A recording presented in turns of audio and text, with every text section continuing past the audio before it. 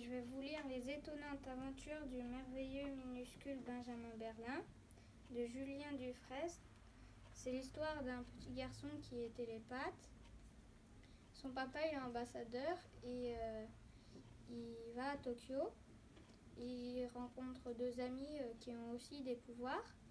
Et un jour, il apprend qu'il va passer une épreuve pour voir s'il est fort en son pouvoir, et s'il arrive, son pouvoir pourra devenir plus fort, et s'il échoue, il va redevenir normal. Là, je vais vous lire le troisième exercice de l'épreuve. Dans la pièce, les trois curieux notent des choses sur leur tablette, sans rien exprimer.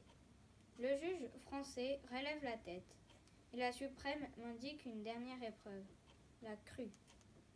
Votre pouvoir doit s'accroître au fil de votre apprentissage. Elle me désigne une grande cage en fer au fond de la salle. Nous aimerions tester vos capacités précognitives sur des animaux.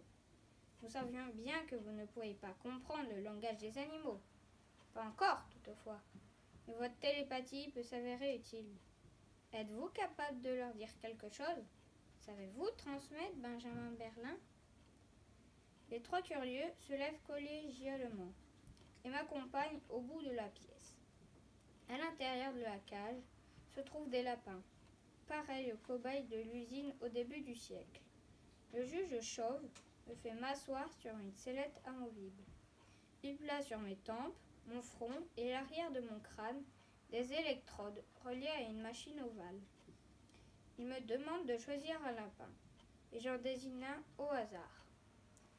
Sur le pelage de l'animal, l'autre curieux place un patch, un soin lumineux. C'est la première fois que je teste mon pouvoir à l'envers. Transmettre des pensées, manipuler les esprits.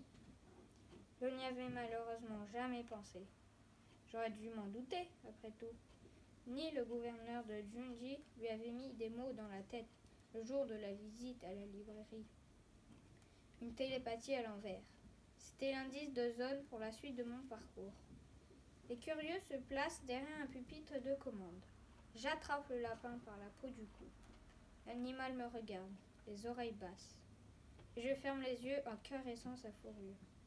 J'ai mis toutes mes forces pour capter l'attention de la bête. Mais c'est le vide, un flou total, un trou d'air intersidéral. J'aperçois ma montre toujours bloquée à 4h04.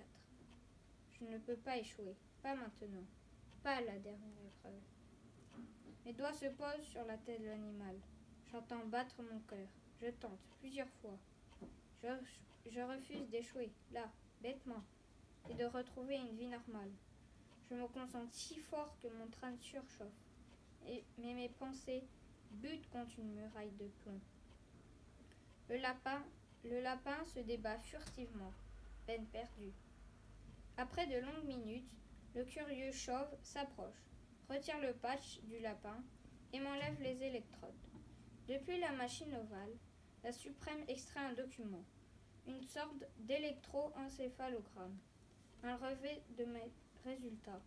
Elle me regarde quelques instants impassible avant de me dire